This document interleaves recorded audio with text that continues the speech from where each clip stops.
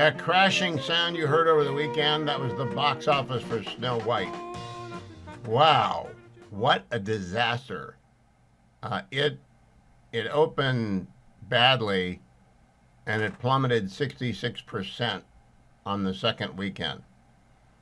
I mean, how do you mess up Snow White?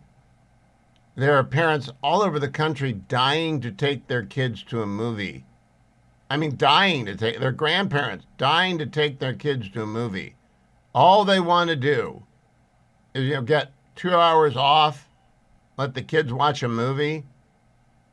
It's one of the untold stories of how bad Disney has gotten, and how the PC wokeness culture of Disney has ruined it. And they're out there spinning that it's not the woke, it's the woke. It's the 50% of the country that likes Donald Trump and hates the fact that cast members hate Donald Trump and won't shut up.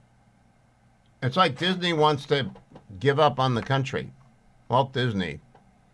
Wow. If anyone ever comes out of the grave early, it's going to be Walt Disney to save his country.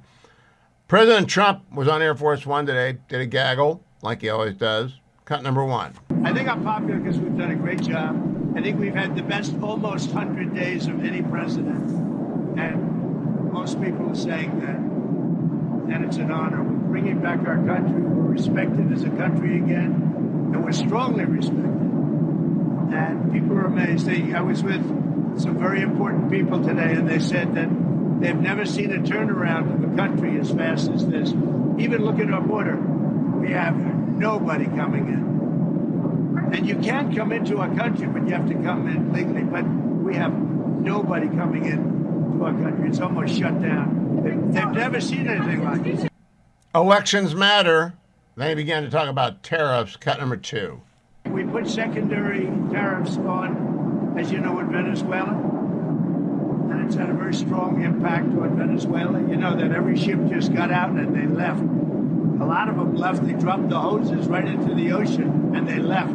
They didn't want to be there for a minute because they didn't want those tariffs to catch on, or they didn't want me to see them there. So the Venezuela secondary tariffs, all secondary tariffs are very strong because essentially it says if you disobey our orders, you cannot do business in the United States of America. And that's the cash cow. Will that apply to Chinese companies buying Russian oil as well, if you plan to go ahead with those? So if, in the case of Venezuela, as you know, China pulled up anchor and left.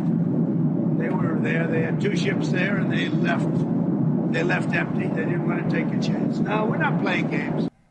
Cut number three. The tariffs will be far more generous than those countries were to us, meaning they will be kinder than those countries were to the United States of America over the decades. They ripped us off like no country's ever been ripped off in history. And we're going to be much nicer than they were to us, but it's substantial money for the country nevertheless. One more tariff cut. Cut number four. The secondary tariffs on Iran, and we'll probably give it a couple of weeks, and if we don't see any progress, we're going to put them on. We're not putting them on right now, but if you remember, I did that 6 years ago, and it worked very well, to put it mildly. And if the election weren't rigged, you would have a situation where there would be no problem with Iran today, but it was. Biden didn't know what he was doing, obviously, and we have a very rough situation in the Middle East because of that. You ended up with October 7th, and you would have never had October 7th, and you would have never had Russia going into Ukraine likewise. But we're going to make a decision on secondary tariffs on Iran based on whether or not they're going to make a deal. If they're going to make a deal, then we're never going to put secondary. I have no idea what the tariffs are going to do to people. To me, I listen to a lot of anti-tariff people say it's going to be inflationary. It will be inflationary if you want to buy a foreign car. Inflation, when you talk to me, means groceries and gas. I know inflation matters on other sectors, but mostly it means grocery and gas. And if you buy an American car, you're not going to hit with inflation. If you want to buy a BMW, you're going to get hit by inflation. But mostly inflation is about groceries and gas, and that's down. Now, I do want to check the markets today because of so much tariff talk. Brought to you by our friends at AmericanFederal.com. And you can call American Federal at 800-221-7694. Nick Grovich and his team standing by, 800-221-7694, to buy or sell your gold and your silver. They also do collectibles, but that's like one millionth of my audience. But lots of you buy gold. In fact, there's a new story in the Wall Street Journal today. Everyone is a gold bug now. First-time investors and long-time enthusiasts worry about Trump-era volatility and global tensions. Well, maybe people just buy gold. I don't know, and I don't know where it's going. It's up 1.3% to $3,154 an ounce today. Now, I just bring you the news. That's where it could crash tonight. It could go up to 5,000 tomorrow. I'm not a prophet nor the son of a prophet. Nick told me a month ago he thought it would hang around 3,000 and then burst out. It may have broken out sooner than he thinks. I don't know if it's going to go backwards. All I know is over the past 100 years, gold more than kept pace with inflation. If you're going to buy gold, do it with our friend Nick Grovich at American Federal, because you can trust him. Very transparent. Call him up at 1-800-221-7694. Can you write that down, Steelers fan? 1-800-221-7694. Or you can go to AmericanFederal.com. And you can do what I do, buy every January, or you can buy every month, or you can buy every week, or you can buy for the first time, or you might not know how it works. There's a commission involved. You're not going to buy it for $3,154 today. They're going to add a commission. The more you buy, the smaller the commission, same as with everything else. They also buy your gold, and you may be in a position where you want to sell it. I don't know about the markets. That's American Federal. Do want to play for you a little Pragertopia clip, because I heard a Pragertopia clip earlier today and made me think about Dennis. Here it is. You got Pragertopia clip, Adam? Cut number 20? No, you don't. It's actually the Pragertopia clip. I have a theory. I've got a lot of theories. But here's my theory for today, or for this hour. A lot of people carry anger at their parents into adulthood, and until they can let it go, there's not much chance for happiness. So I have a question. What prevents you from letting it go? Now, that is a Pragertopia today. I heard it driving to the studio today, listening to Charlie Kirk, who has moved into Dennis's old time slot until Dennis comes back, I guess in June for an hour. But Charlie's there from, I guess it's noon to 2 East Coast time. And Charlie does a fine job. I heard the Pragertopia clip, and I thought, yeah, I'll tell people about Pragertopia and remind people you don't have to miss Dennis until June. You can go join Pragertopia. Do want to tell you about the Job Creators Network Summit, because time is running out, and you're not going to be able to buy a ticket, and you're going to be mad at me. If you want to go to the Job Creators Network Summit, it's May 1st and May 2nd in Savannah, Georgia. I'm going. Bill Bennett's going. Mike Gallagher's going. Great people like Grover Norquist, Stephen Moore. You're going to see Kellyanne Conway. Governor Youngkin's coming. I believe Governor Kemp's coming. A whole bunch of fun people. The annual Freedom Fighters Summit is not too big, not too small. You get a chance to chat to people, learn about what they think. Lots of good panels, lots of talks. All you have to do to get a ticket is go online, jcn2025summit.com. jcn2025summit.com. If you want the discount for the second ticket, use the promo code SALEM, S-A-L-E-M. So if you want to go and you're a solo, you're a single, jcn2025summit.com. And if you've got someone you want to go with, you know, you Steelers fans, you might want to, maybe you're not married, but maybe you're both listening right now. You ought to talk to each other, because then you could actually go for, like, combine the two tickets and go for 75% of the cost. That might not have occurred to the Steelers fan. So you go to jcn2025summit.com and use the promo code SALEM. Portions of your ticket are tax deductible and support the Job Creators Network.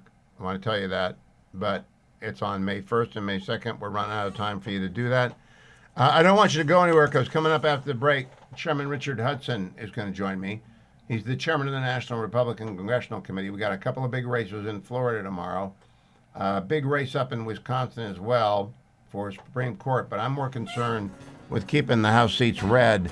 I think it's House 1 and House 6 in Florida, and I've talked to both Jimmy and Mr. Fine, and I think they're both great candidates, and you ought to get out and vote. We'll talk about it with Chairman Hudson right after the break. Stay tuned. I thought we were going to have Chairman Hudson. I'm standing by for Randy Fine, who's instead running in the 6th Congressional District in Florida. That is a big district. It runs from Jacksonville in the north all the way down to Daytona Beach. It used to be Mike Waltz's district. It went for Donald Trump by 64%. Democrats are trying to sneak in a win here by catching the Republicans sleeping. I don't think that's going to happen. I think Randy Fine is going to win. I want you to call everyone you know in Jacksonville, everyone you know in St. Augustine, everybody you know in Daytona Beach, and I think it's Lake County, Marion County, Putnam County, St. Johns County, Volusia County, all over the place in Florida, but it's on that stretch from Daytona to Jacksonville. If you're listening on the I-95 right now, stop. You can't vote. There's no early voting, but you can stop and tell people, hey, don't forget, tomorrow you got to get up early and go to your regular voting place and vote for Randy Fine. Republicans need that vote. They absolutely must have that vote, and they don't want to get caught sleeping. The same is true down in Florida 1, but it's particularly true in Florida 6. So Randy Fine's a good guy. He's going to join us shortly. In the meantime, I want to go and play for you a little bit of Susie Wiles last night on Fox with Laura Trump. She's a genius, as far as I can tell. Cut number 8. What do you hope your legacy is? What do you hope people remember about your time as White House Chief of Staff? That is such a hard question because I don't think that way. I want him to have, I want a world at peace. I want an America that's strong. I want a border that's secure.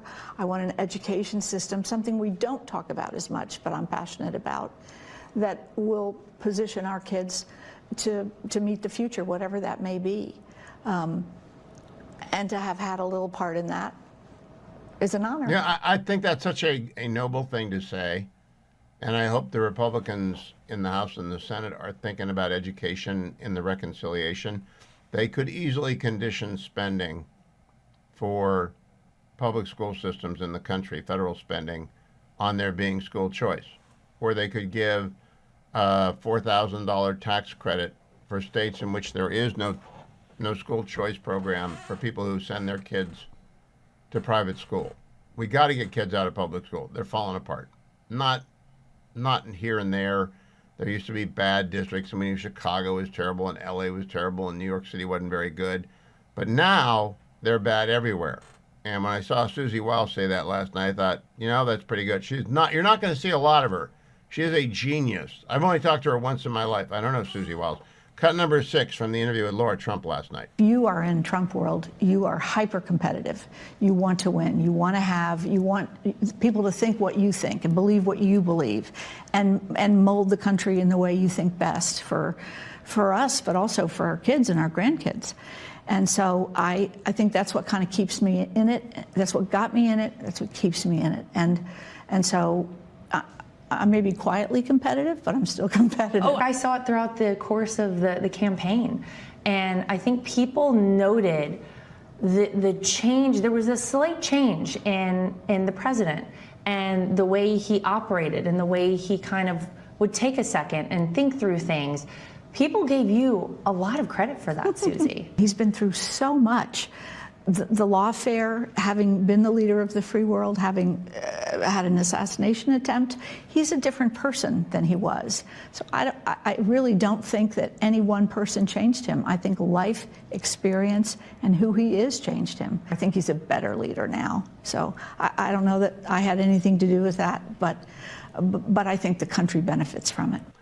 Self-effacement is very, very winsome, and that's what defined this interview. She is the first ever chief of staff. It's the most important job in Washington, D.C. Here's what she says about that, cut number 7. People noted the change. There was a slight change in the president and the way he operated and the way he kind of would take a second and think through things. I think people we got that. Try cut number 6 then. Well. We just played the same one twice. So let's go down to cut number 10 instead. Make sure the young people here get to experience all there is about working here. There's something every day, every night, and all these people working so hard should experience that. And the president wants that too. Well, let me ask you about your overall goals for this White House over the next 4 years. What do you have in mind? Right now, we're very invested and involved in a trade conversation. He's trying to settle a war. These are heady, big things that are important, not for now, but for the future. Rebuilding the American economy, getting all these criminals out of our country, peace in the world. I see my job as just sort of keeping the trains on the tracks and running on time here so that the subject matter experts, and particularly the president and the vice president, can do what they need to do to fix the country. That should just be on the job description of every chief of staff who's ever held that job. She did a wonderful interview last night. More of that coming up. I do want to play for you Yarden Bibas. He is the father of the unfortunately executed Bibas boys, the baby and the 2-year-old, and their mother executed by the terrorists. Yarden made it out. He was on 60 Minutes last night with Leslie Stahl. He said this, cut number 13. If you could say something to President Trump, what would you say? Please stop this war and help bring all the hostages back. And you think he can help? I know he can help. I'm here because of Trump. I'm here only because of him. Do you get that? I wonder if people can stand hearing that, because it's true. President Biden was not getting anyone out. He wasn't getting anything done. He wasn't there. I'm going to talk tomorrow with John Allen and Amy Parnes. They have this brand new book, which I've already read, and it's a remarkable book. It's called Fight. I got to be able to reach it. And Fight is the inside story of the wildest battle for the White House. And it goes on sale tomorrow. I can't tell you what's in it until tomorrow. It's embargoed. All I can tell you is it's going to be a bestseller, and you're going to be shocked, riveted, and shocked. And by riveted, I mean you're just going to say, "Huh? Really? That happened?" And the answer is yes.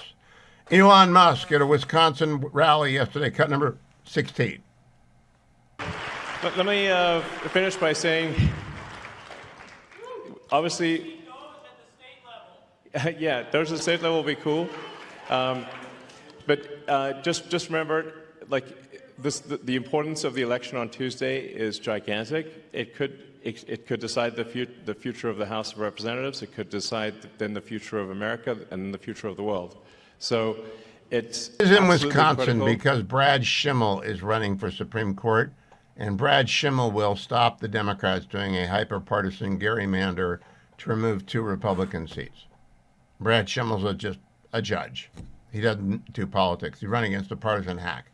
Go out and vote for Brad Schimmel. If you know anyone in Wisconsin, call them up and say, vote for Brad Schimmel. That's a reach, very low turnout election. Not a lot of people get excited about Supreme Court races, but Brad Schimmel matters a lot. I'll continue to bring you updates on Florida as we find them. People are busy campaigning right now, and I don't blame them. But remember, Randy Fine in Florida's 6th. Whenever I see things on X, I send them to Dwayne, and then I want him to get truth, because I don't know if they happen in real time. I don't know if they're AI. I don't know if they're CGI. This one's legit. Elon Musk goes to a rally in Wisconsin yesterday for Brad Schimmel, who's running for Supreme Court, and he calls out Antonio Gracias, who is part of the Doge team, I believe, and they have this conversation, and it's kind of extraordinary. Cut number 20. And I'd like to welcome my friend Antonio Gracias to the stage.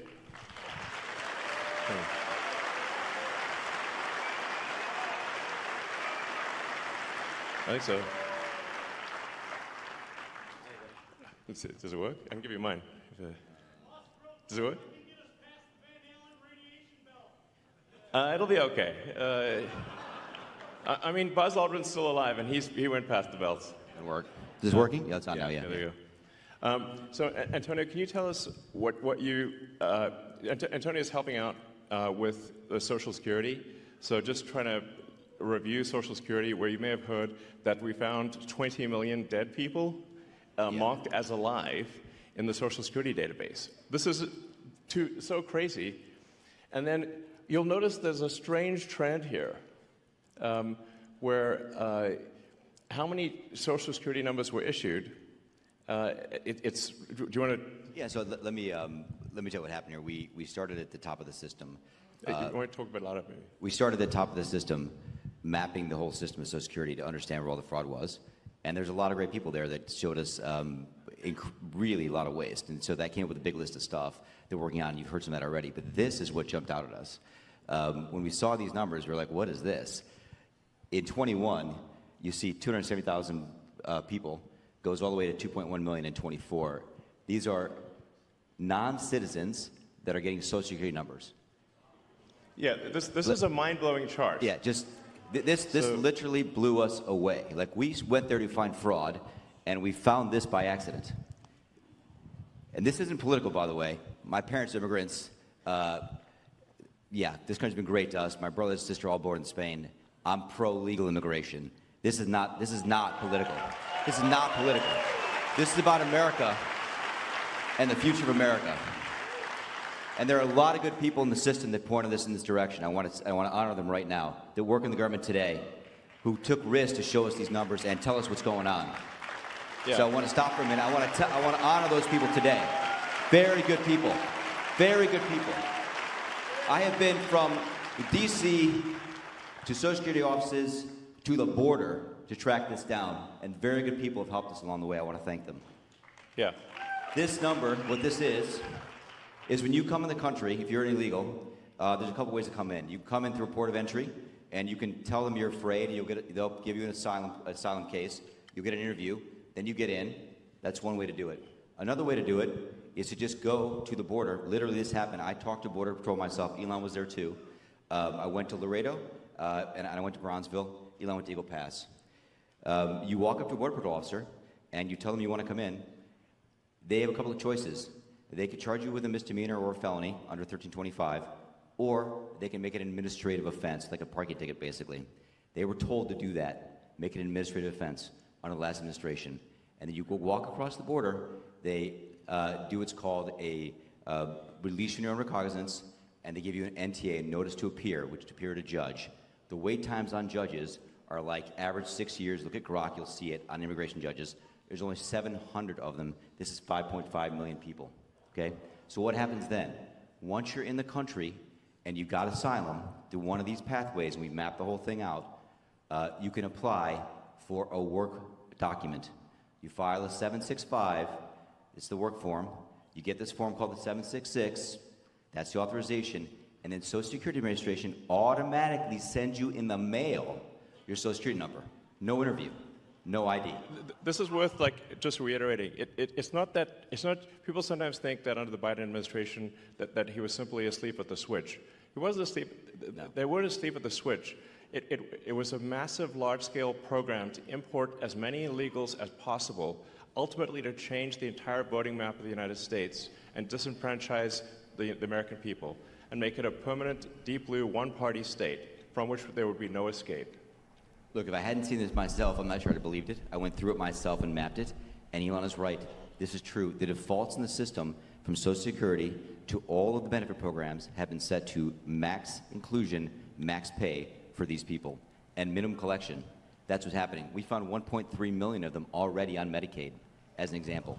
We've gone through So every 5.5 million Social Security numbers issued, 1.3 million people who came in the last 4 years on Medicaid. It's astonishing. I do not believe in the great replacement theory. I believe in the incompetence of the Biden administration. They didn't know what they were doing, what they thought was the nice thing to do, and overwhelming the system as they went. And it's really remarkable what the Doge team is finding. I have a question today that I thought about all weekend. I'm opening the phones. I don't do this very often. Did you see the Doge interview that Bret Baier conducted with Elon Musk and 7 Dogeteers? I call them the Men in Black because they were all wearing a variety of black and gray. Very, very tech bro thing. They really are the Men in Black. They really are smart. They really are comfortable. And I was transfixed. About 40 minutes long. I have posted it a couple of times. I would like to know what you thought of it. but only call me if you watched all 40 minutes. I'm going to ask you about some specifics in it. Don't want your general opinion of Elon. Don't want your opinion on Doge. Not interested on your opinion on Brett. He's the best newsman there is in the United States.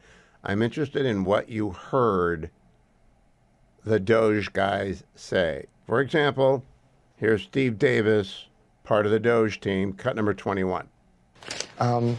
The reason I'm here, which is probably for many, is that I think the goal is incredibly inspiring. I think most of the taxpayers in the country would agree that in order to have the country going bankrupt would be a very bad thing, and therefore the country going not bankrupt is a good thing.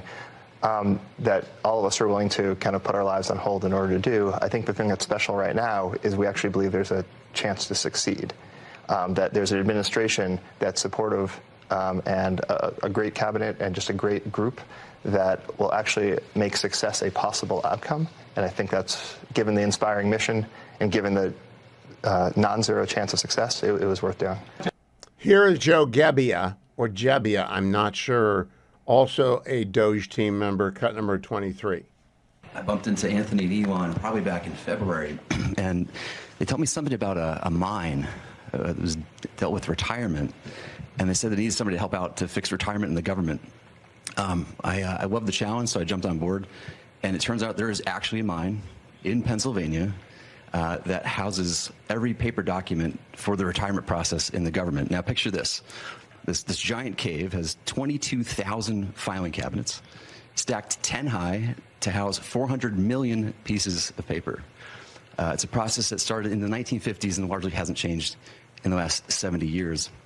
And so as we dug into it, we found retirement cases that had so much paper, they had to fit it on a shipping pallet.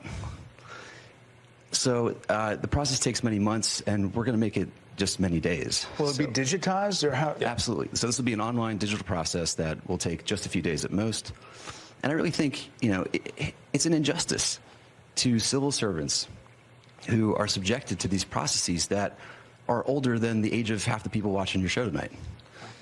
So we really believe that the government can have an Apple Store-like experience, beautifully designed, great user experience, modern systems.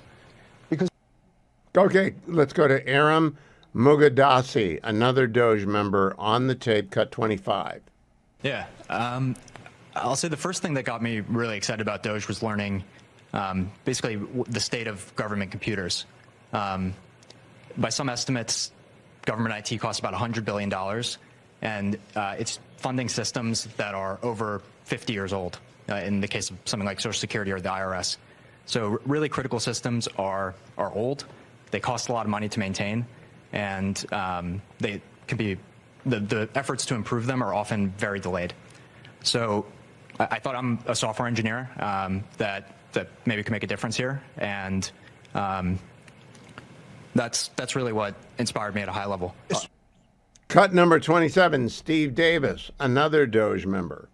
No, the amount of issues that were with the Social Security system are enormous. As an example, there are over 15 million people that are over the age of 120 that are marked as alive in the Social Security system. And that's an accurate figure. Yeah. Correct. 15 million. Correct. This has been something that's been identified as a problem, again, pre-existing problems, since 2008 at least, from an IG report.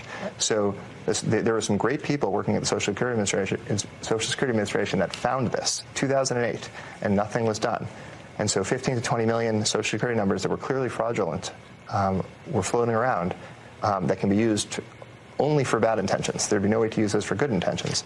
And so one of the things the Doge team is doing is carefully and very methodically looking at those and making sure that any fraudulent ones are eliminated. Brad Smith.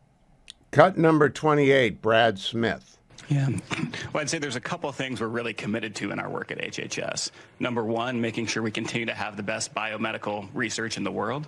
And number two, making sure, which President Trump has said over and over again, that we 100% protect Medicare and Medicaid.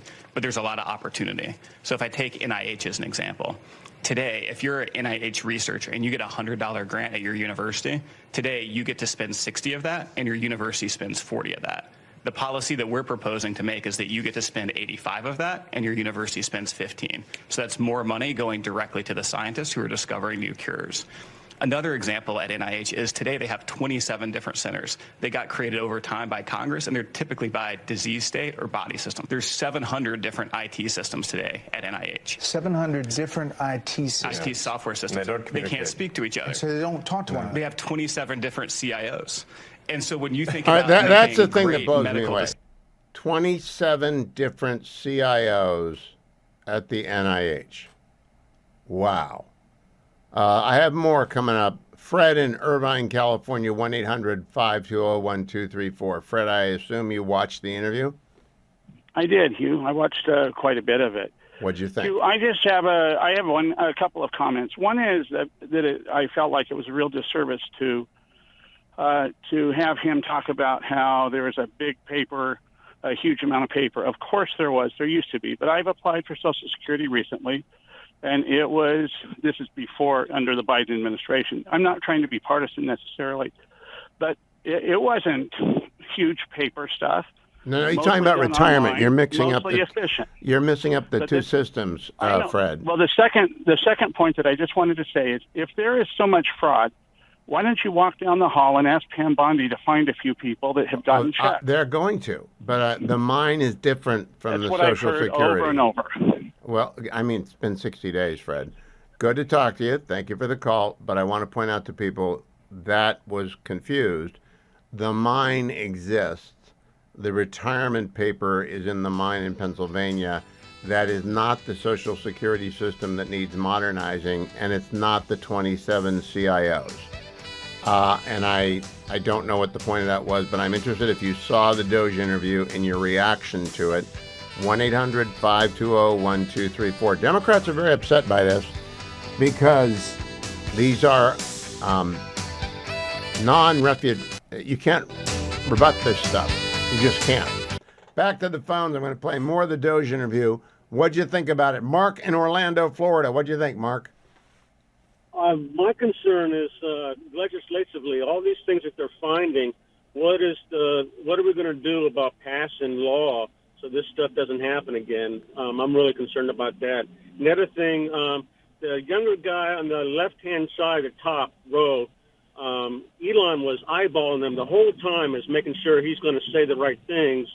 He was opposite of the guy, the 5-time CEO who came in to help.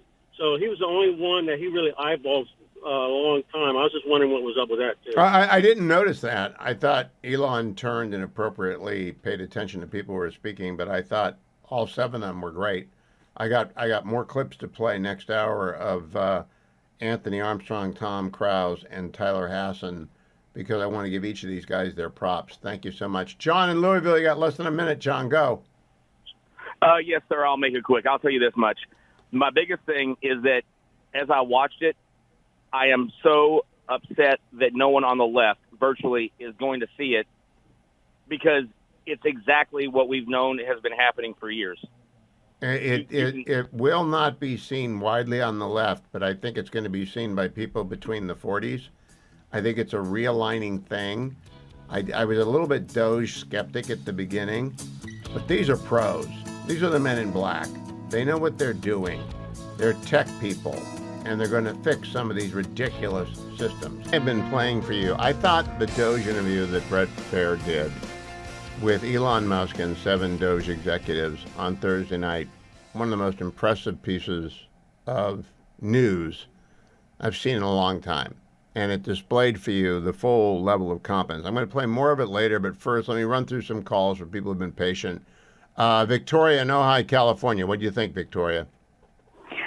Well, I thought it was enlightening and troubling at the same time.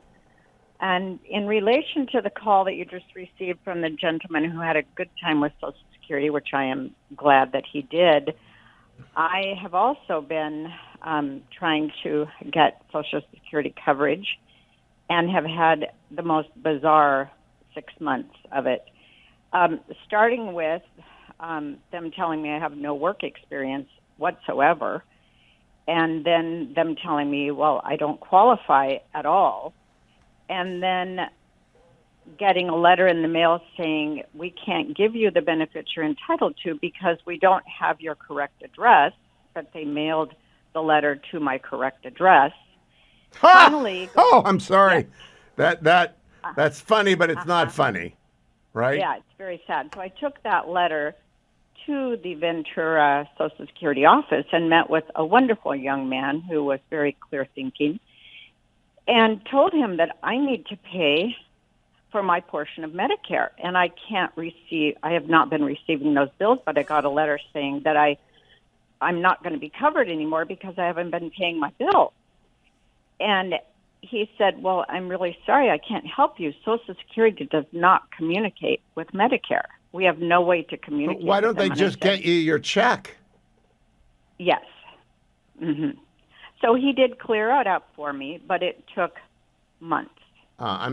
This is the problem, Victoria. For every Fred who may or may not have an objective view of Social Security, there's a Victoria. I appreciate your calling. Yeah. Let's go from Ojai, California to Robert in Delaware on the other side of the country. Robert, what do you think about what you saw Doge say and do on Thursday night? Well, I saw almost the entire interview. I thought it was very impressive. Brett Baer did a great job. And even he, I think, was a little surprised at some of the answers he got. Oh, yeah. From these gentlemen. And these guys, they were smart and they were serious people. And they make the people that run this, our government, look like a clown show.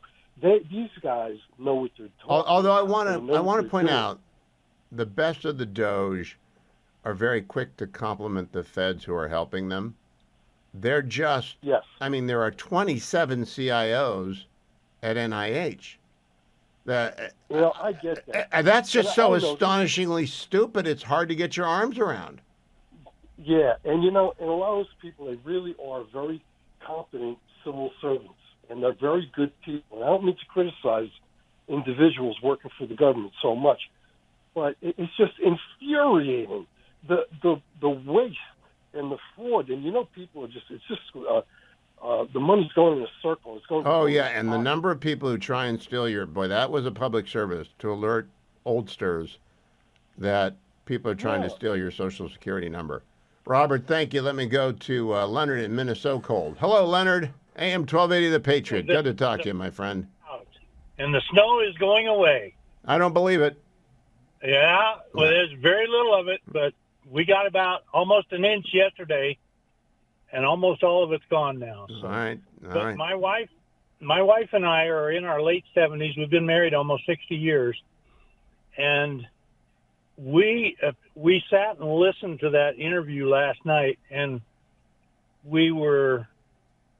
my wife was in tears about halfway through, partly because of the pain of all the dishonesty that they're locating, and part of the tears were of pure joy that they were finding ways to clear that up. Yeah, I mean, it was both inspiring and alarming. I'm inspired by these guys who are willing to go in there and do this. One guy doing they are something. They are such good friends of ours simply because of what they're willing to take part of their lives. And, I did this when I was in the service. They're doing it now for us in a different manner. And I wish them Godspeed. Leonard, thank you. Joe in Cincinnati. What do you think, Joe? Oh, hi, Hugh. Yeah, that was a great interview.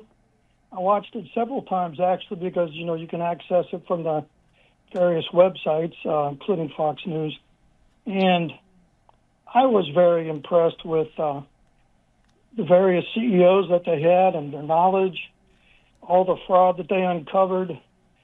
And, I got the feeling that the woman there that just called recently, whose name escapes me, I felt as if... Victoria from Ojai. Yeah, Victoria, exactly, Victoria. And I got the feeling that... Oh, he cut himself off. Sorry about that. John in Minnesota Cold. Hi, John. How are you? 1-800-520-1234. Did you see the full interview, John? Yes, I did, sir.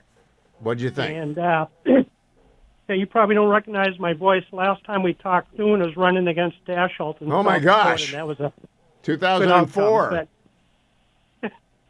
Anyway, yes, I did see the interview.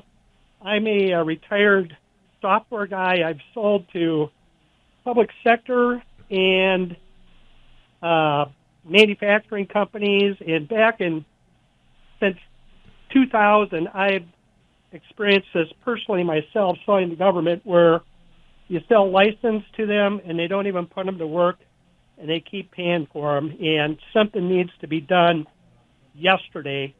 I thank God every day for Elon Musk and the rocket scientists working for him. I agree, and they're at it. Thank you, John. Joe, you're back. What happened there, Joe? Yeah, well, I'm not sure exactly what happened there, but yeah, I really felt for Victoria. And I'm just so happy that Elon is taking this on, and I feel so sorry for all these people that are just ignoring him and going after the Tesla facilities, mostly because they just seem to not understand. And I think it's just terrible what the Democrats are doing in terms of all the propaganda that they're putting out there against him. It is, and that's why I thought it was a masterstroke to do 40 minutes. 40 minutes is a big ask for a viewer in this day and age. It's like going to the movie. Yeah, that was great. And then the follow-on that Elon did with Brett Baird was also great. Yeah, but I really liked getting a name and a face, because they had led me to believe, by they I mean Legacy Media, that Elon Musk had brought a bunch of Diet Pepper drinking, Cheeto eating 19-year-olds. And that's fine. We need that. But these are not that. These are guys. They did say that there was about 100 guys, I guess, in the background working, all bringing kids, and they're trying to hire about another 100, which is great. But it looks like it's all organized by these various CEOs. Oh, yeah. There's no messing around with these guys. No. In fact, I'm going to play another one right now. Here's Anthony Armstrong from the Doge interview on Thursday night, cut number 29. There's a lot of money sloshing around. There's a lot of money sloshing out the door. And if you look at the federal government and the way the workforce works, it's really a one-way ratchet over decades. So it's only going up. It's only going up. You never take it away. So that leaves you with duplicative functions, it leaves you with overstaffing, and it leaves you with functions in the wrong places. So a couple of examples. Duplicative functions. Brad mentioned 27 CIOs. If you kept going with Brad, he would talk about the communications office. I think you've got 40 distinct communications offices in HHS, right? Yeah. 40? Yeah, and that's not unusual, by the way. Multiple offices like that. It's not making anyone healthy. This is not about the employees there. There's many hardworking, well-meaning people who took these jobs. These jobs were out there. They applied for them. They took them. They're doing what's there. It's just that they're duplicating the effort of 40 offices. So you've got that. You've got overstaffing. A good example of overstaffing would be the IRS has got 1,400 people who are dedicated to provisioning laptops and cell phones. So if you join the IRS, you get a laptop and a cell phone, you're provisioned. So if each of those IRS officers or employees provisioned 2 employees per day, you could provision the entire IRS in a little more than a month. So 12 times a year, it doesn't make any sense. Why would you have 1,400 people whose only job it is to give out a laptop and a phone? Right. The whole IRS could be handled once a month. So that doesn't make any sense. And President Trump's been very clear. It's scalpel, not hatchet, and that's the way it's getting done. Can I just say about that? When I began to think about 1,400 people whose job at the IRS is to distribute laptops and cell phones. I mean, number one, not a job I would aspire to, but number two, 1,400 people? Didn't we hire 87,000 IRS agents? So are we going to have to double the 1,400 people? I don't know. I believe them. That fellow, Mr. Armstrong, is a very serious man. My phone number is 1-800-520-1234. If you did not watch that Doge interview, go and find it and watch it and come right back to the Hugh Hewitt Show. We got 2 more cuts from the Doge interview, and I spent a lot of the weekend promoting the Doge interview that Brett Baird did with Elon Musk and the 7 Men in Black. And it really was. If you can remember the original Men in Black. Dwayne, did you remember the original Men in Black? When Tommy Lee Jones and Will Smith walk in. And who's the head of the Men in Black guy? Is it Rip Torn? Who is the... Yeah, Rip Torn's the one that played it originally. So I guess Elon is Rip Torn. But everybody there is competent, right? The Men in Black are ultra competent. Yes. And so when I watched these guys, I thought, They are the men in black, and there's not one of them that I wouldn't trust my finances to. I didn't know what to expect. I thought we were going to get the 19-year-old Cheeto munching. Well, that was the biggest takeaway. Is we were told the meme that was being developed. It was all all these little kids coming out of school that were all the data nerds. And it turns out these guys run businesses. These guys are CEOs. And they know what they're doing. All right, now I need to talk to you because myphdweightloss.com is our sponsor, 864-644-1900. That's 864-644-1900. I need you to call Rachel and tell her not to try and sell into Doge. Because all those guys look like they were hitting the gym every morning. They did look in shape, didn't they? They did. Yes. There were no, that guy needs to lose 50 pounds. They seem disciplined. They seem disciplined in life. And yes. so they don't need myphdweightloss.com. But if someone is out there and they need to lose 10 or 20 or 30 or 40 or 50 or more pounds and they don't want to be on drugs their whole life, myphdweightloss.com, 864-644-1900. Because you lost 50 over about 2.5 years. And it didn't take you 2.5 It took me 12 weeks. Took you 12 weeks, but it's been gone for 2.5 years. Right. So, if you want to be that, go for that. Let me play one more Doge interview. Number 30, this is Tom Krause of Doge. Yeah, unfortunately, that's the case, Brett. As an ex-CFO of a big public tech company, really what we're doing is we're applying public company standards to the federal government. And it is alarming how the financial operations and financial management is set up today. There is actually really only one bank account that's used to disperse all monies that go out of the federal government. Time out. One bank account. It's a big one. It's a big one. It's a big one. It's a big one. A couple weeks ago, it had $800 billion in it, but it's the Treasury General account. So when you hear, some of my colleagues here, what they're talking about in terms of the fraud, you have to ask, well, why is this allowed to happen at a financial level? Well, it's actually quite simple but alarming. The Treasury, up until now, and thanks to President Trump, we're fixing this. In fact, there's an executive order that he just signed the other day, which is protecting America's bank account, because it really is the taxpayers' money. One, we're changing the culture. The culture is been not a lot of caring and not a lot of commitment to doing what's right relative to financial operations. There's a $500 billion of fraud every year. There's hundreds of billion dollars of improper payments, and we can't pass an audit. The consolidated financial report is produced by Treasury, and we cannot pass an audit. We have material weaknesses. What that means is that if I was a public company CFO, I would effectively be removed. I couldn't file financial statements. I couldn't issue securities, which of course we depend on. Can't pass an audit. Right. Okay, one more. Tyler Hassan.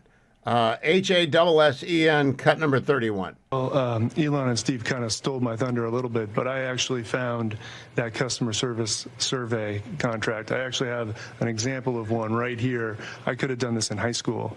And Is that right? I found it. Is that bad? I found it on the weekends because under the Biden administration, there was no departmental oversight within the Department of Interior whatsoever. None.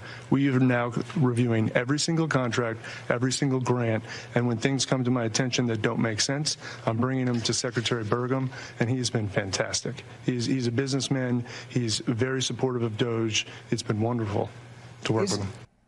Tyler, I like them all. All right. Tyler Hassan gave up 5 companies. He's running 5 companies. So he's obviously a multi-talented investor, CEO, venture guy. He comes to town. And he finds over in the Department of Interior that the Park Service has done a survey. It cost him almost $1 billion. I think it was $880 million to do this survey. The survey results didn't go anywhere. Somebody thought it was a good idea to do a survey or to pretend to do a survey, and they paid $880 million for it. Now, I don't know if that's waste, fraud, or abuse. I just know we don't need to do surveys in the federal government. We got to get people their checks. We got to stop sending people, this is not a bill. That's my favorite, my all-time trigger. If you get into Medicare, you end up getting hundreds of letters that say this is not a bill. And I don't know who put this system together. All I'm saying is God bless these people. One more, Steve Davis, cut number 22. Yeah, like Elon said, the minimum impulse bid is often $1 billion. So, for example, the $830 million, which was the online survey, that's an enormous amount of money. That wouldn't have been found if the DOJ team wasn't working with it, in that case, the Department of Interior. But then taking it one step further, DOJ then publishes these things on our website for maximum transparency. So now the general public, it would have been impossible for the general public to have seen that. Now anyone can just log into Doge.gov anytime and see these payments. $130 million for a survey that didn't do anything and wasn't actually collected. Cut number 24, Joe Gebbia. We're working as fast as we can. Probably next couple of months we'll have this overhauled. And, I really think, again, like, why are we subjecting our federal workers to processes that they actually have to go through a training just to retire from the government? There's a whole training program that people have to go through in order to retire. I think we can do better for them. I just was so amazed. I was transfixed. It's available at foxnews.com. Go and watch the whole thing. I'm only giving you bits and pieces here. There are fair use limits, even though Fox probably wouldn't care and Brett wouldn't care if I played the whole thing.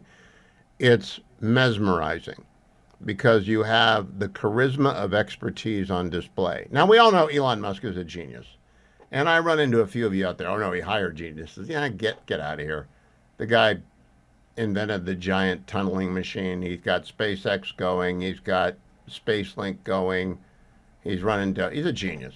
And I don't know him. I haven't read the book. I'm not that interested in, I'd rather read, I'm reading right now The Best and the Brightest. It's a choice that I'll explain it to you tomorrow. I have a column coming out of Fox News about The Best and the Brightest.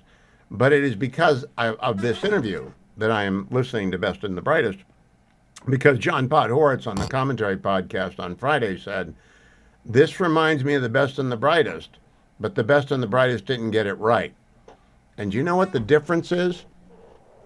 The Best and the Brightest 1960, the original Best and the Brightest, they weren't engineers and they weren't tech people. They were political scientists making stuff up as they went along and guessing. Robert McNamara was maybe the best of the brightest, and he wasn't very good. And they weren't these guys are meant to fix technical problems, not develop policy. That's Donald Trump's job. And he's got cabinet secretaries for policy. These guys are in there fixing stuff, and God bless them for it. More coming up when we come back. I did a hit yesterday on Fox with Trey Gowdy about NPR that I want you to hear. I'm going to get to everyone on the phone. Stand by. I see you're there. I'm going to get back to you, but I want you to hear. I was on with Trey Gowdy last night on Sunday Night in America, and I was talking about one of my favorite hobby horses, NPR and PBS and the Corporation for Public Broadcasting. Here is that interview. Joining us is the host of the Hugh Hewitt Show, Mr. Hugh Hewitt himself. Welcome, sir. It is sometimes lost, not by you. The media not only decides how to cover something, but what to cover. And there can be bias in both of those decisions, in my judgment. What about yours? I agree with you, Congressman. Good to see you tonight. It is a phrase attributed to Dan Rather, that news is where you look. PBS and NPR, both of which are funded by the Corporation for Public Broadcasting, always look at the farthest left side of the spectrum when they're looking for guests, when they're looking for stories, when they're looking for what to cover. Now, I worked for PBS for 10 years in L.A. The city behind me, KCET, has a wonderful television station in those years, and I was one of 4 co-hosts on a nightly news and public affairs. And I was the most conservative fellow, and a lot of conservatives don't think I'm that conservative, but whatever it is, I was the most conservative person. It was a very biased shop full of very good professionals. So I want to make clear, the production values of NPR and PBS are very good, but there's no way that the taxpayer ought to be paying a dime for public broadcasting in any sense, but especially not for the NPR and PBS systems that are so radically biased to the left. All right, let's listen to how NPR and PBS did on Capitol Hill. 2024, Erasist Trees was aired telling a story of how in Palm Springs, a black neighborhood fights to remove a divisive wall of trees. Do you think PBS needs to fund ridiculous material such as this that the taxpayers are having to pay for? These are documentary films that are point of view pieces that are part of our primetime schedule for adults. Why did you call President Trump a fascist and a deranged racist sociopath in 2020? I regret those tweets. I would not tweet them again today. You know, Mr. Hewitt, I looked for synonyms for unbiased in my thesaurus, and I could not find deranged, racist, fascist, or sociopath. She regrets those tweets, but only because Trump won. I mean, she doesn't really regret anything. I think that proves your point. I mean, they are not apolitical, and they're not without bias. Now, about a year ago, Trey, a guy named Uri Berliner, who has worked for NPR for many, many years, a business reporter, wrote a piece for the Free Press in which he just laid out that over the decades, the Corporation for Public Broadcasting and its grantees and the 1,000 or so public radio stations, 350 public stations on television have moved to the left, then to the left, then to the left, and now to the far left. Ms. Marr is not a bug. She's a feature.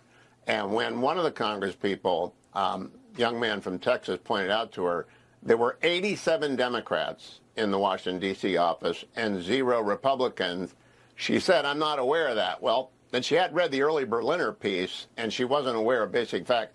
It's kind of a scandal. There shouldn't be a dime. DOJ doesn't even need to go there. Congress just needs to, I hope in the budget reconciliation process, zero out. By the way, they won't go away. They're listener supported. They're corporations, they're foundations, they're individuals. I used to do the begathons for PBS here in L.A. And the deal is it won't go away. It just won't take money from conservatives or apolitical people and give it to liberals and leftists. And that's the way it ought to be in America. Like any good lawyer, you just anticipated my next question. I mean, I listen to classical music in the morning. I love doing it, Professor, but I don't think you ought to have to pay for it. I just don't think it's a function of government. It's a function of me and you supporting it, not government. I have a little bit of an interest. I'll put on my talk show host hat here, too. Every day I go on the air, I've got to earn advertiser support. People have to sponsor my stations, or I'm not going to be on the air. It's an unfair advantage against every other broadcast outlet. Your show tonight, my show Monday through Friday, every show on Fox, every show on radio. It is an unfair advantage for one set of them to get a subsidy from the federal government, and that happens to be just the farthest left group of broadcasters in America, I think even including MSNBC. I think it's that far to the left on NPR now. And by the way, they have some great talent. People like Steve Inskeep, others, great talent. It's not about the talent. It's about the point of view. We ought not to be that biased. Thank you for loaning us your thoughtfulness on a Sunday night.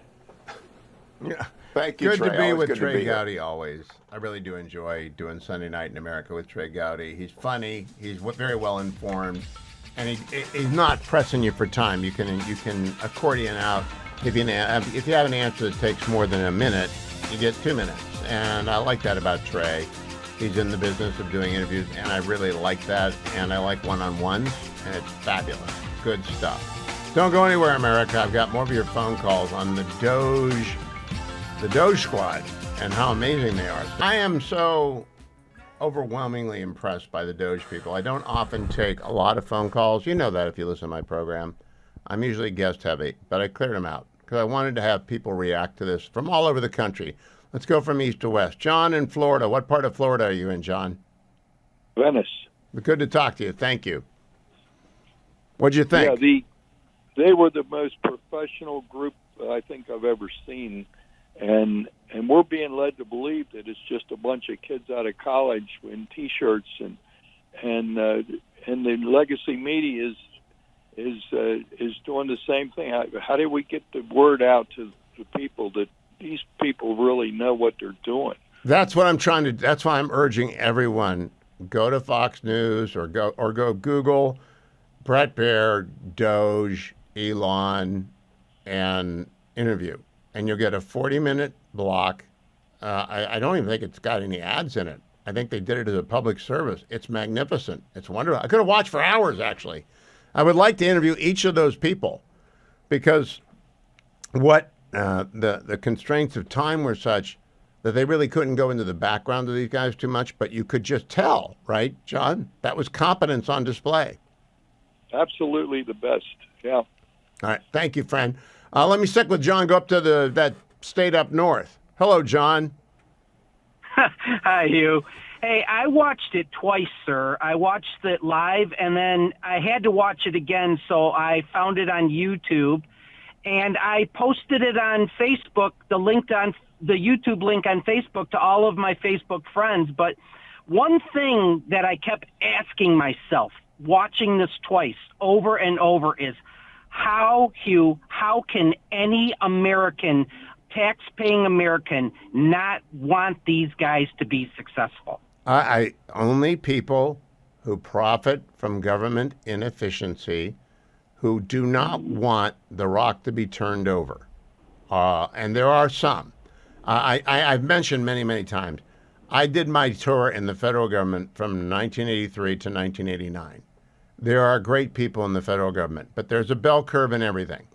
And the bell curve has moved to the left when it comes to competence. And you can't fire anyone in the federal government. That's the dirty little secret. So there are a lot of people who really don't want what they're not doing to come under the microscope. I mean, those 27 CIOs, until Friday, everyone thought they were the CIO of NIH. Now they realize there are 27 CIOs. They might be all fine with people knowing that, but I'll tell you what, that blew me away. So, John, how can anyone be against it? I don't know, but we are for it. Thank you, my friend.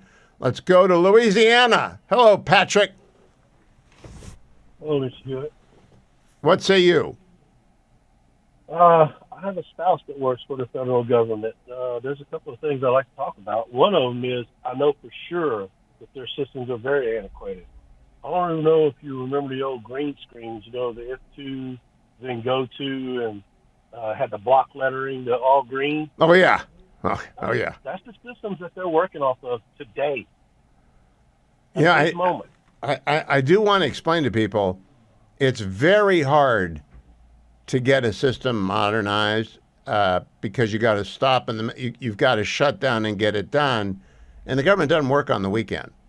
I have a story to tell you, which I'll have to save until after the break, about the Pentagon. And Pentagon depends a lot on contractors, and their uniformed services are there 24/7, 365, but the contractors go home. And when something breaks on the weekend, it's kind of a nightmare. Patrick, thank your wife for me. I'm sure she's doing the best she can. A lot of those systems are very old. Nancy in Philly. Go ahead, Nancy. Hugh, Yeah. as someone who worked my whole legal career for major U.S. corporations as in-house counsel, I have a great sense of comfort seeing that these folks are the people who are smart and they work smarter rather than harder, which is not unusual for CEOs of companies in this country. Yep. And one of the things, since you're a lawyer, you may have taken away what I also took away. They were not shooting blanks. They were being very careful in how they discussed things. They were being very appropriately respectful to those who were working with them. They were CEOs. They acted like CEOs, like every CEO I've ever known. And like you, I've just, for my entire legal career, dealt with CEOs. CEOs are not fly off the handle people. They might be entrepreneurs, but not CEOs. These guys knew what they were doing. They are the real deal, Hugh. Well, there's hope. There's hope. Thank you, Nancy. Rhett in Atlanta, 1-800-520-1234. What do you think, Rhett?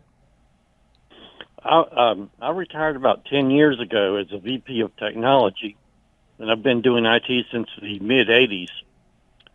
These guys are good, but there were some 19-year-olds somewhere doing the SQL queries to get the data to go into these reports.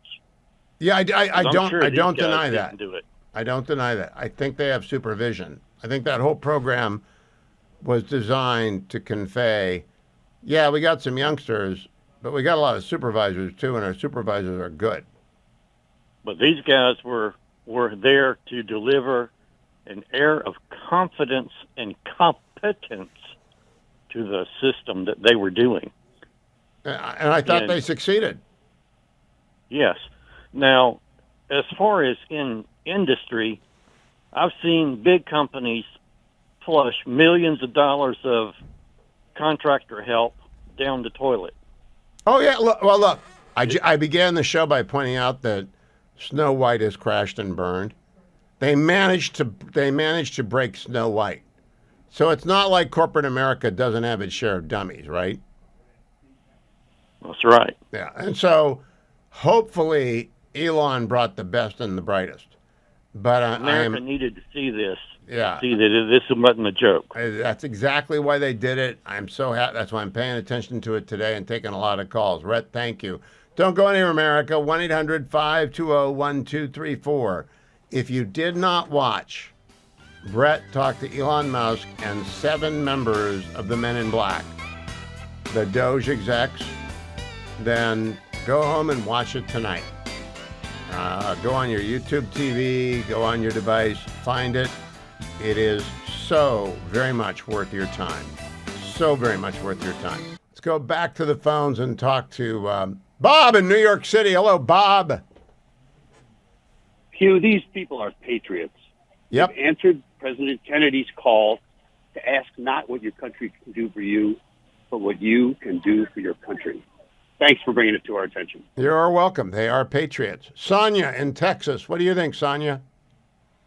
Yes, sir. Thanks for having me. I watched the interview, and I thought these guys were fantastic. I'm glad they're doing the job that they're doing.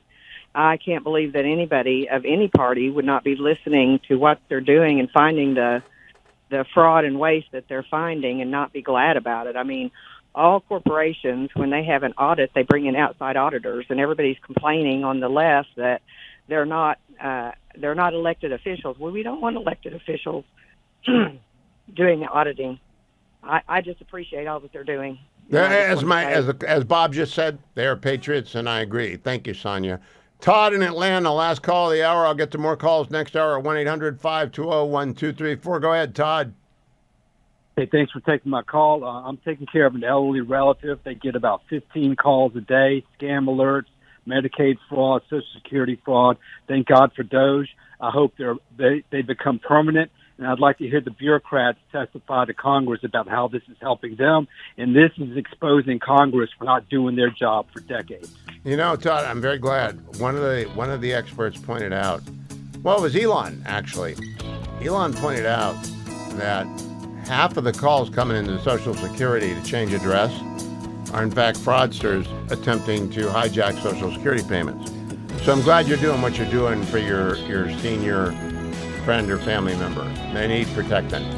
Thank you so much. In the first couple of hours, I focused like a laser on the interview that Bret Baier did with Elon Musk and 7 Men in Black, executives with Doge. That was on Thursday night. I played a couple of excerpts from it on Friday, then I rewatched it all, and I thought, I just got to tell more people. They've got to tell their friends, and you've got to go and find it and send the link, post it on your Facebook, send it everywhere. People need to know the truth about Doge.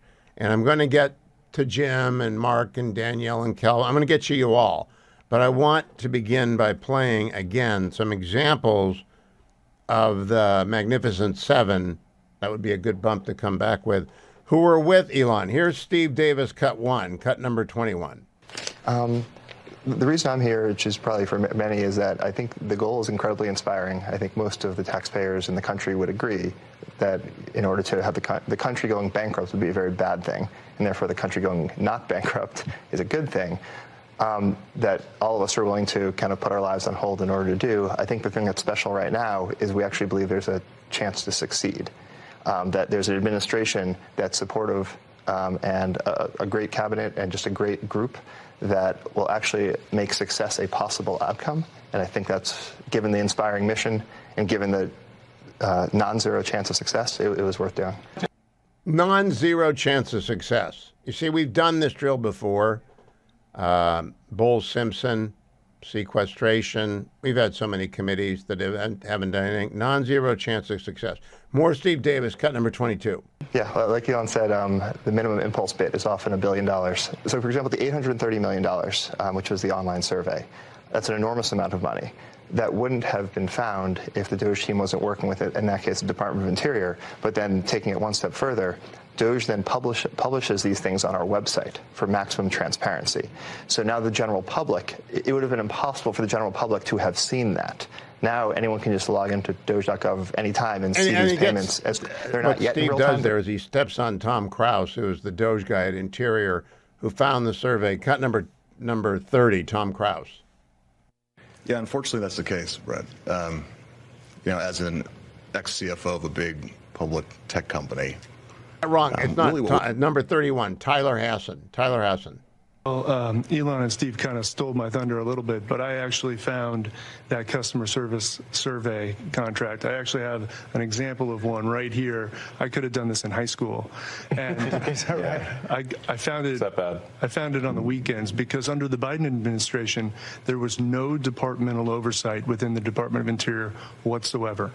None. We are now reviewing every single contract, every single grant, and when things come to my attention that don't make sense, I'm bringing them to Secretary Burgum, and he's been fantastic. He's a businessman. He's very supportive of Doge. It's been wonderful to work. Now let's go to Tom Krause, who is, I could pick any of these 7 to run any company in America, I think, but Tom Krause just oozes competence. Cut number 30.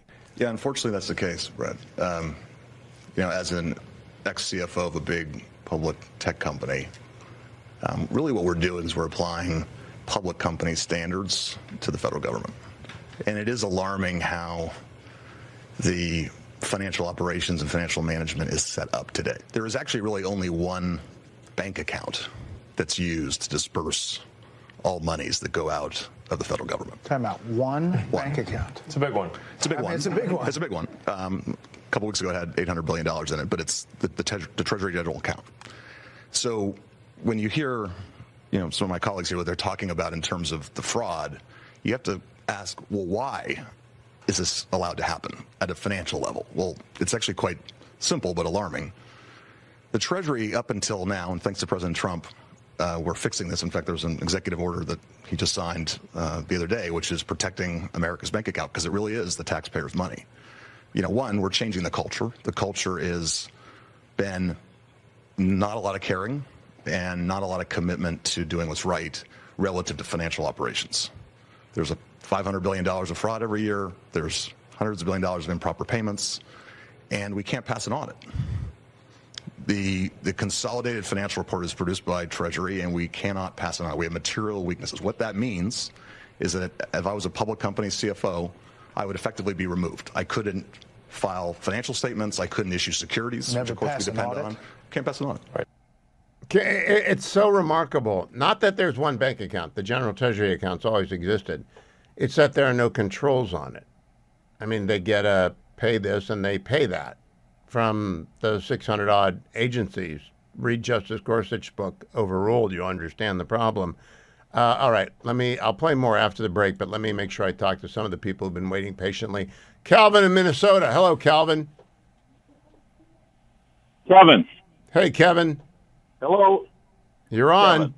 That's okay. It's not so cold today. Oh, good. You talked about your hobby horse regarding this is not a bill.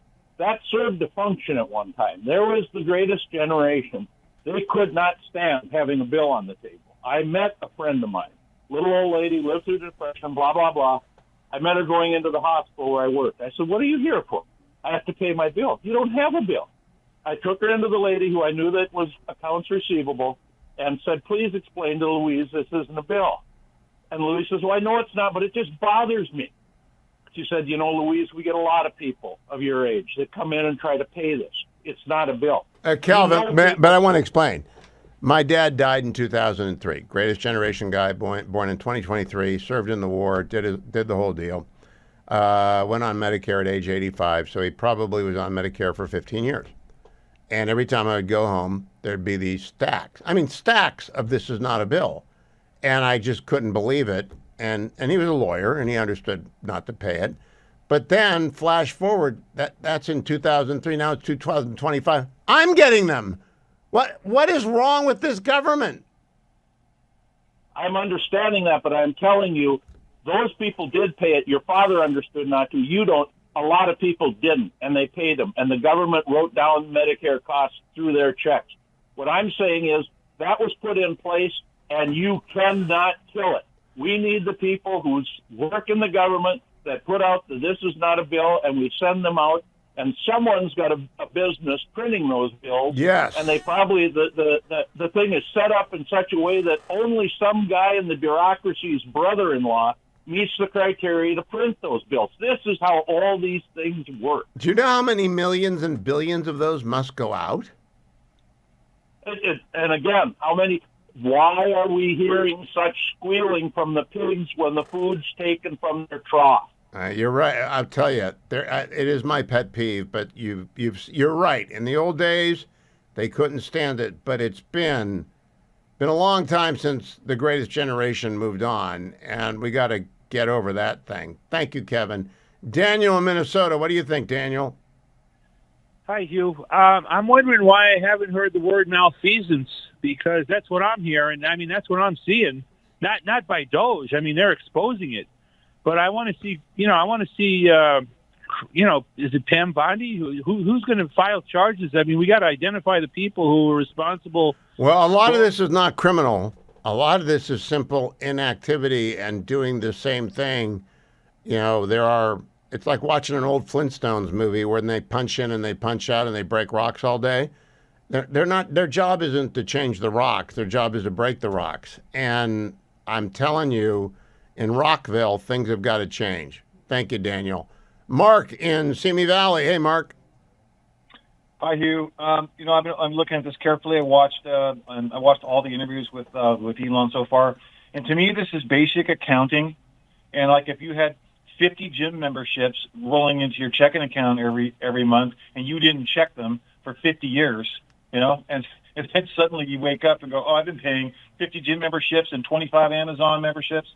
And I don't know how anybody can look at this and see it anything other than just simple house cleaning. That's it. It's spring cleaning. They're opening up the windows.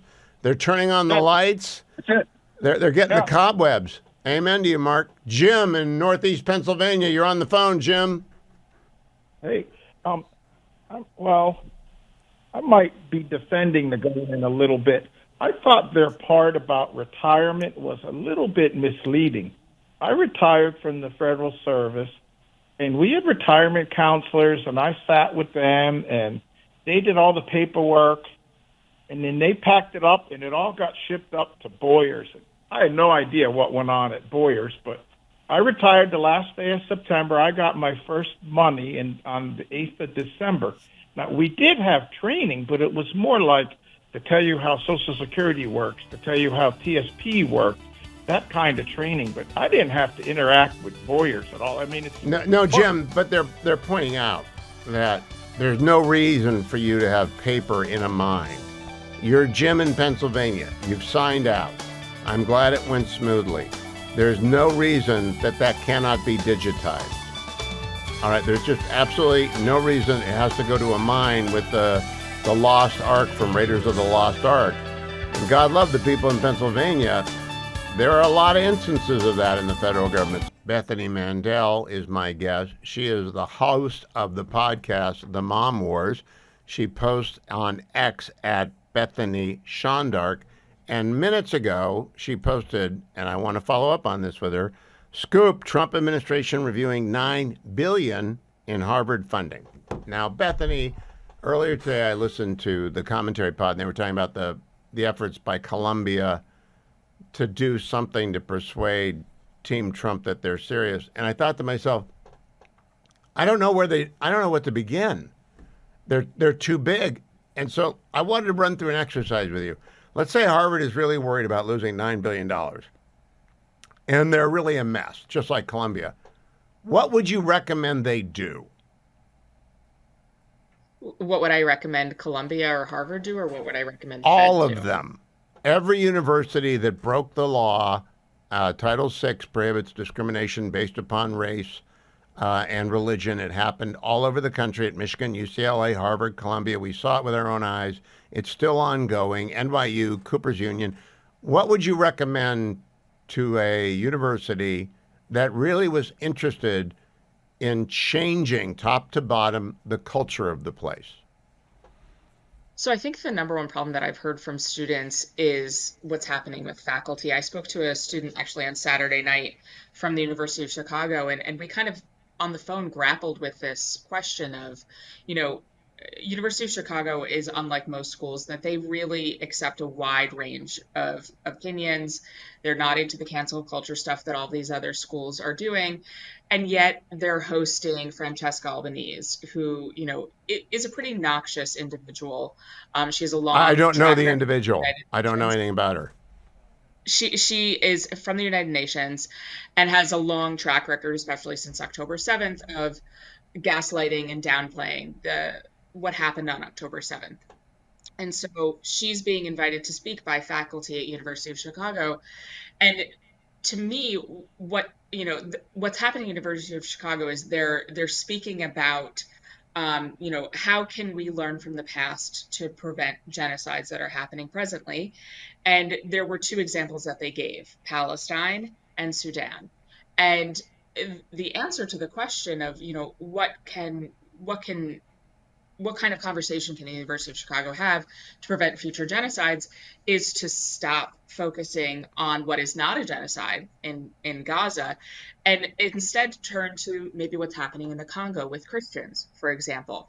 This outsized focus from faculty, from scholars, from people in power at the United Nations, all of these places on Israel is extremely detrimental to the rest of the world who are actually experiencing a genocide.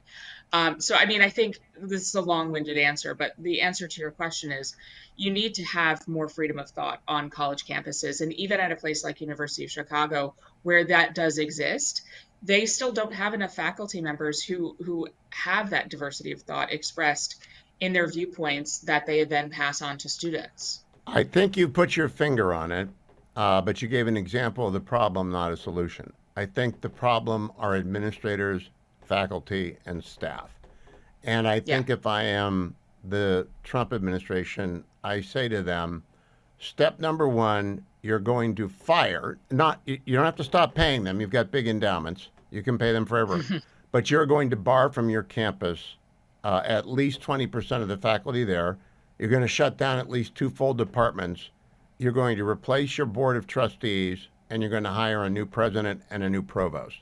And we'll be happy to give you examples of people who've been successful, but I think I would send them to the private sector and say, go hire a CEO and put the CEO in charge. Or I might go to a federal judge and say, you're in charge, like they used to do with segregated school systems were put under the order and the absolute authority of a federal judge. I don't think they're ever going to fix anything until they fire everybody. Yeah, no, that's exactly right. I mean, let's just set the bar at don't have anyone on faculty who have, been involved in terrorism. There are people teaching on American college campuses who have been involved in terrorism around the world. Let's start there. I think that's a pretty low bar, right? The endowments that you mentioned, let's think about maybe taxing those endowments. Why not? These are private enterprises. I think that everything should be on the table. And now that Elise Stefanik is not going to the United Nations, maybe she can be given a new job as, special envoy to higher education. I'm not sure, but if Harvard or Columbia was smart, they would ask her to become the president next September after it's done. But let me ask you about this. Admissions. I think we ought to fire every admissions counselor in America, every person in every admissions office, and replace it with blind draw out of people who qualify at a minimum level. So if you get an SAT in the 80% above, or maybe 90% and above, you're just going into a basket. Don't write us an essay. You're going in and we're pulling your name out, and we're going to be okay with that. Would you be okay with? I would be okay with that. I mean, I think that the essays serve a purpose. I think that there's some really interesting characters who might not fit into the box.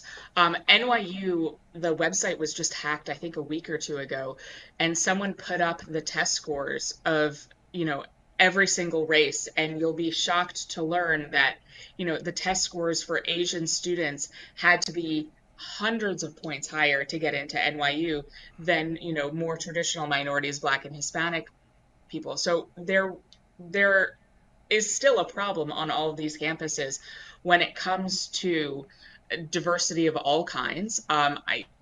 Asian Americans have, I would be riding in the streets if I were an Asian American. The situation with admissions on college campuses in America right now, but they need to actually value diversity of all kinds. When I was applying for Teach for America, I took out from all of my applications anything that I did on campus that would be, deemed conservative or Republican. And then I slipped up in my interview in person, because I made it through the first few rounds, and I slipped, and I saw the moment his face kind of switched. The second I said something. By the way, Bethany, I tell everyone who's applying who happens to be a person of faith, who may have demonstrated by mission work or a year abroad or something, don't ever bring that up. Don't do that. Nope. You're dealing with a completely secular, agnostic at best, atheist at worst, militant, left-wing. I really do believe admissions offices have become hothouses of ideology. Do you agree with me on that? 100%, because anything faith is sort of coded with conservative values, anything patriotic as well. Then you can sort of make the argument that should people go to a school where they're going to be met with hostility? We have a niece that got into Columbia, and she turned it down, and her mother and her aunt both went to Columbia, and she decided not to. And it's because she thought that, everything who she is as an Orthodox Jew, that would be under fire at Columbia. And she just... Bethany, where'd you do your undergrad? Where did I go? Yeah. Rutgers University, which I would not necessarily recommend. Has Rutgers ever invited you back to speak? No. They've never acknowledged my existence. Matt Continetti this morning. Matt Continetti, really one of the more serious people in America right now, and likely to be a leading public intellectual for the next 25 to 40 years. Matt went to Columbia. He's never been invited by Columbia to be on campus. Do you find that extraordinary? Not remotely. They have the alumni magazines as well, alumni awards. I've received an award from Rutgers Hillel, but have never been acknowledged by Rutgers itself. And Seth actually went to Rutgers as well. So wouldn't that be a great story for them? This pair that Rutgers into media? Yeah, no, they've never acknowledged No, I'm not urging. I don't want to do this panel. All right. There are 3 graduates of the University of Michigan Law School, 4. Rob Portman, Ann Coulter, Larry Elder, and Hugh Hewitt. I don't know about Senator Portman. The other 3 of us have never been invited back to Michigan to speak. I have never been invited to Harvard to speak. And that's okay. I talk every day on the radio. I don't need to go anywhere. But I wonder, are they out of their minds? Why in the world does it work that way? They're not proud of us. James O'Keefe, I went to Rutgers with James O'Keefe. There are few people in political activism more notorious and more notable than James O'Keefe, and they've also never acknowledged his existence. Well, so these are symptoms. These are not the underlying dilemma. The underlying dilemma is, again, leadership, faculty, staff, and especially admissions officers. So I asked my law students this last week, because we were doing the Fair versus Harvard and University of North Carolina, the big Supreme Court case that ended affirmative action forever. And I asked them, who do you think wants to be an admissions officer? None of them wanted to be an admissions officer. Who do you think wants to be an admissions officer? Either activists or whoever can't. What special skills does it take to judge someone's merit? That would be that would not be a job I would want. And I think that's... And I said the same thing, because I'm not in the business. I don't want to judge people, and I don't want to read bad essays, too, right? I don't want to read bad essays, which are now AI generated. But they're in the business of... So who is attracted to that job? People who can't, I mean, there's that famous adage, those who can't do, teach. And I think it's the same sort of idea. This for all of these graduates of these higher level places who couldn't actually do something, they went into the admissions office. There is that suspicion on my part. Bethany, after Columbia fired or she resigned, I'm not sure what happened, their interim president, they named Claire Shipman as their interim president. She'd been on the board for a long time. Former national correspondent for ABC's Good Morning in America. She'd been on the board of trustees since 2023. What qualifications could Claire Shipman possibly have to run a university? I mean, I think their biggest problem has been PR, and so they hired someone who has a background in communications because she might understand how best to communicate. It was interesting, Columbia publicly said that they were going to take seriously all of the issues that the Trump administration brought up, and then the Free Press broke the fact that behind closed doors they said, no, we're not going to do that. We're not going to do that. We're not going to do that. I know we said it publicly, but don't worry, that's not something we're doing.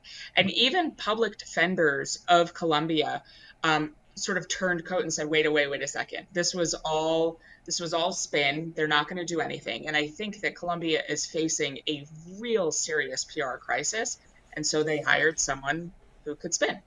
Okay, now she can't possibly run. I mean, Columbia is a very complicated organization. The pipeline is broken in administrators. I happen to have a couple of friends who run colleges, and they're aging out. They'll be done soon. And they went through a process. But basically, you need people who've run large companies or large bureaucracies and who aren't afraid of lousy, noisy faculty people yelling at them. Where would you find people like that? Where did Elon Musk? I mean, 2 segments ago, you had on that whole Doge panel of CEOs from Airbnb, like you name it, all through the private sector, an oil company. And I actually watched that segment because you tweeted it, and I was afraid that you were going to make me talk about it on air, so I made sure I watched the whole 30 minutes. But I mean, however Elon Musk found those people, that's how you find the folks to revamp. What did you? By the way, were you offended that all 7 were white males? So when I say watched, I mean I listened to it in the shower. Okay, so all 7 are white males. No one's brought that up, and I'm glad because I don't care. I don't care. I don't care. They could be all purple girls, and I don't care. All I want is competence. And in America, you find competence in the private sector, right? Because if you're not competent, you go out of business. So if I was running universities, I would go beg CEOs of VC funds, or I'd go down in Silicon Valley. There's that famous set of VCs. I'd go ask them all, please come run my university. And by the way, go ahead. Sorry, there's a lot of alumni who feel very passionately about saving their alma maters. You won't be lost to find someone who wants to save Stanford and Columbia and Harvard.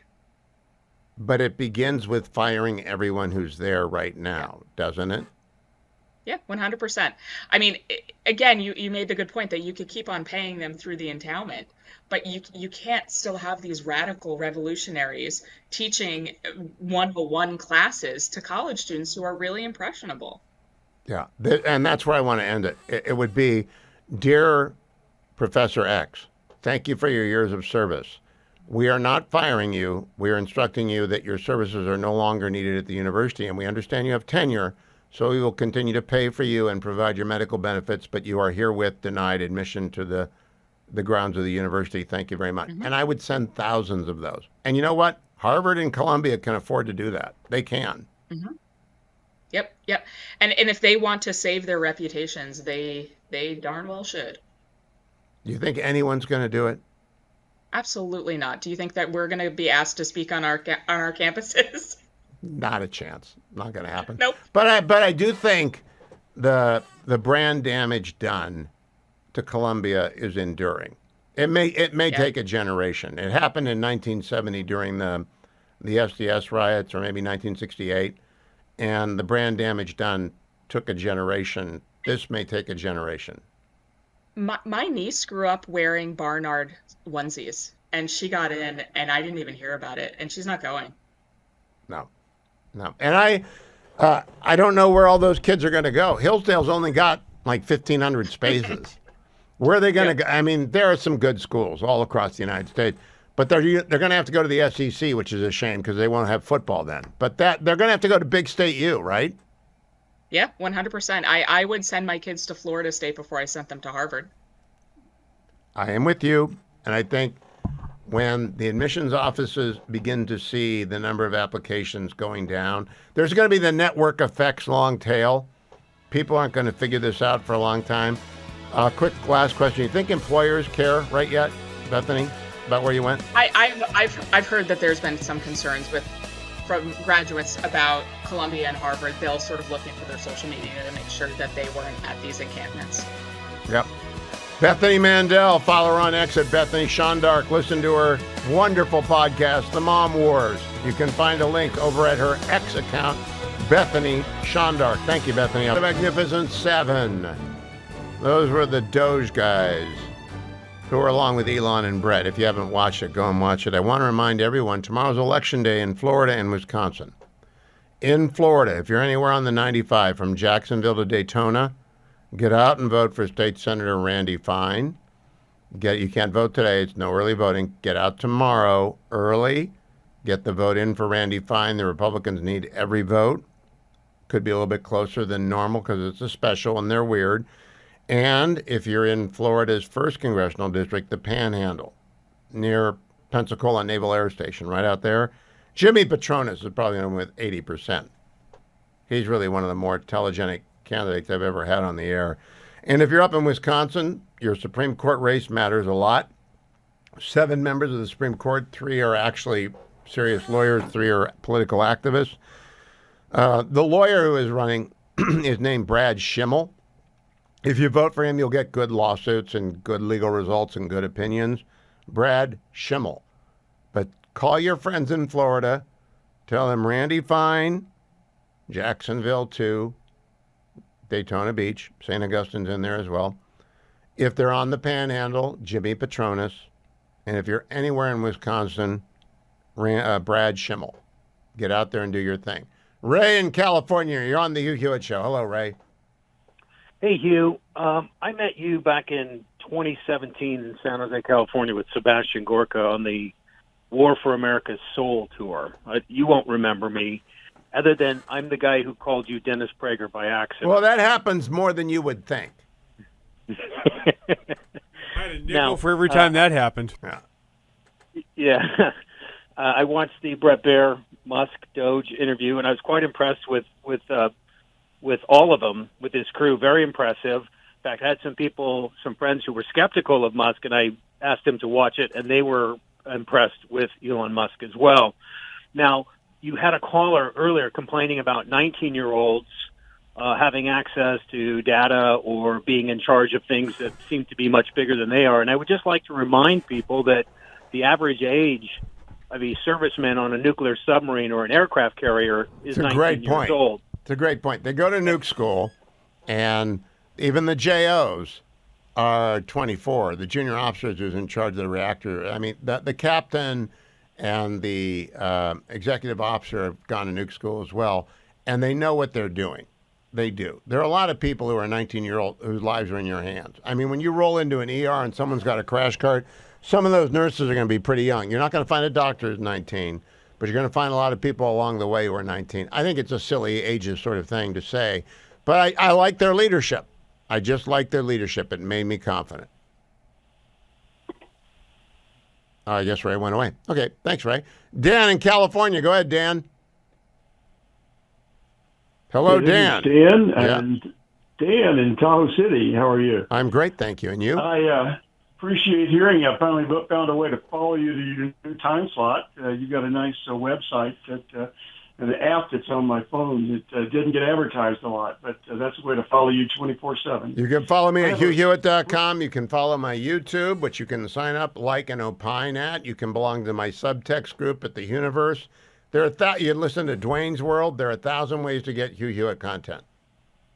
Absolutely, it's great. And quick question, comment about the Doge interviews. If I could, just be careful. I know there's a lot of exuberance in listening to what they have to say, but the difficulty is we've been able to find ways to criticize government spending for years. Remember the Golden Fleece Awards? Oh, yeah. Proxmire? William Proxmire. And you can come in and find a lot of things that look dumb, but without hearing the other side of the story, which we don't hear in many cases, there are good reasons for why government is doing what it's doing that we don't get to hear. So let's be careful in throwing out. I agree on caution. I like stories like 27 CIOs at NIH. And I understand there's a theory called pathway evolution, which is you don't end up where you are because you intended to go there. You end up where you are because you made a turn here and you made a turn there and you were a degree off here and you were a degree off there. The reason America has got, Medicare, Medicaid, employer-provided insurance, the Obamacare system, TRICARE, and VA. We have 6 different healthcare systems. We didn't set off to have 6 different healthcare systems. We just got there. And fixing it, you can't fix it. They tried to fix it with Obamacare. They made it all worse. Leave it alone and improve the systems. Bring the systems into this century. That would be a good start, Dan. Lots of good ways to do it. Just be careful because a lot of times when you make a change, you end up doing more damage than you solve. I think they're being very careful. I think the people I saw with Elon are very aware of unintended second-order consequences. That's what I remember very well. The chief of staff to General Mattis, about 2003, I went down to do a visit at Camp Pendleton. He said, I wish you civilians would always think about second-order consequences. First-order consequences, you go to war, you blow up buildings, you kill bad guys, and then there are second-order consequences and third-order consequences. I think these guys are very well versed in that. Thank you, Dan. Lee in California, what do you have to say, Lee? The people who, the 15 million people who are over 120 years old that are possibly getting Social Security checks. They're not. Their numbers are out there. They did not say they're getting checks. It's that their numbers are out there being used potentially for bad actors. Well, that would be a bad act, wouldn't it? Well, I don't think they're applying for Social Security benefits because I think the system will get it. I think they're using it as a means of identification in other settings where Social Security numbers serve. Like they can apply for a credit card, things like that. Okay, well, that's a whole lot better. Well, there's fraud as well, and there are a lot of people, I don't want to say a lot. I am aware of the fact that when people die, sometimes families are not in a hurry to let the government know that the recipient of the benefit is dead. That's unfortunate. But thank you for the call, Lee. 1-800-520-1234. When we come back, I have to say a thing or two about the torpedo bats. Leave it to the Yankees to ruin baseball. Honestly, every time. Leave it to the Yankees to ruin baseball. If we can get a picture of the torpedo bat, we'll have a picture for you if you're watching on the Salem News Channel. In the meantime, go over to YouTube, sign up for my channel, and you'll get whatever we put up. Today I'll put up the Bethany Mandel interview. Or go to HughHewitt.com if you want all the interviews. And if you want to sign up for the Universe and subtext me, that's the best way to communicate with me. That's at Universe.com. Dwayne's World is at Dwayne's World, wherever you get your podcast. Coming up this weekend, the Angels and the Guardians square off. Dwayne's going on Friday. I'm going on Sunday. In the meantime, my Guardians are up against the Padres, undefeated Padres in San Diego tonight. The Angels are up against the undefeated Cardinals. Angels and the Guards are both 2-1. So there are 4 good teams in the mix here. But I don't know if any of them have adopted the torpedo bat yet. And if you haven't seen the torpedo bat yet, it is a scientifically engineered. It's within the limits of what baseball allows. I believe a baseball bat is between 32 and 34 ounces. No, they don't even care about weight. The only rules about a bat in the major leagues is it has to be a solid piece of wood. It can't be longer than 42 inches, and the barrel at whatever point can't be more than 2.61 inches in diameter. That's the only rules. So how do they get the torpedo bat? So the torpedo bat is, instead of it being a tapered bat with the bigger part of the bat at the end, they look at game films for whichever Yankee is, hundreds of different swings, and they figure out where on the bat that player is most likely to make contact with the ball, and that's where they swell up the 2.6 inches of the barrel. So instead of it being on the end, it may be on the label. Can you show us that picture again, Harley, please? It may be up by the hands. It's just wherever is most likely for that individual player to hit the ball. You know where mine they throw would the be? wood at it. Yeah. On the handle. On the handle. Yes. 2.1 inches to keep your hands from getting broken. Yes, that's exactly what would happen. So I'm curious. Do you think baseball will outlaw this? They had 15 home runs in a weekend. They did, and there's other teams that are experimenting with it. What you're going to see is the game will police itself. You're going to see pitchers expand the zone, and you're going to see a lot more players hit as pitchers try to throw the ball outside of where that sweet spot is on the bat. Relief factor for all the baseball players.